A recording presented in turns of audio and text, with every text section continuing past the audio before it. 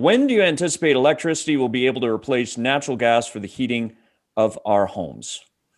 David, Sarah. David, you want to weigh in?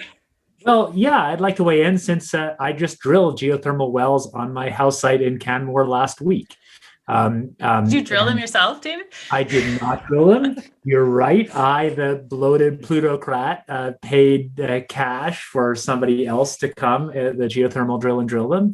The actual direct well drilling cost is less than 10 grand. And, for a kind of wealthy person's house, that's not a big deal. And so our house will have no natural gas connection, which feels kind of great. But I think when you think about how to apply this more generally, it is absolutely doable and doable at costs that are cheaper than what I did in my house. And there are two keys to it. One is doing it at a block by block level or a district heating level. There's a lot of reason to believe that that is fundamentally cheaper and more efficient, more capital efficient. And I think if we want to decarbonize and you're changing existing housing stock or building new, that's a great way to do it. And the other way is there's some really interesting startups, including one really clever one in the Northeast that is using a bunch of kind of simple, obvious internet stuff to reduce a bunch of the transaction costs. So if I think about the wells that just got drilled here, there were a bunch of people, my contractor, the lead of this company, who all came and drove out and sat and talked and decided on our property. And none of that really needed to happen. He could have done it more efficiently where you lined it all up beforehand and chose it over a cell phone. And there's a company doing that now.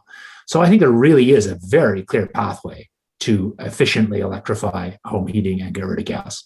Great. I feel like, David, this is our ongoing geothermal debate at the residential level. So I hear you on the second point. There's all sorts of economies of scale, efficiencies that can be had. But on the first point, let's face it, Albertans are fierce individualists. And in order to get that block level cooperation happening, you're pretty much talking about new build. So what do we do with the existing stock, and how do you convince your whole block of neighbors to switch out at the same time?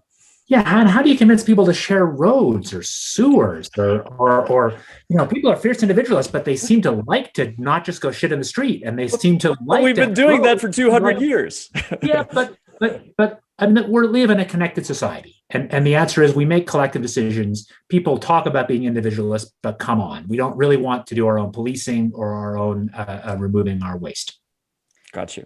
Right. And it's interesting, all the things that you're mentioning. Of course, I'm thinking about how we're in a City of Calgary webinar, and so I can't help but point out that a lot of these are really municipal level issues, right? And also, I mean, the building codes, of course, has a provincial piece, but there's also municipal as well.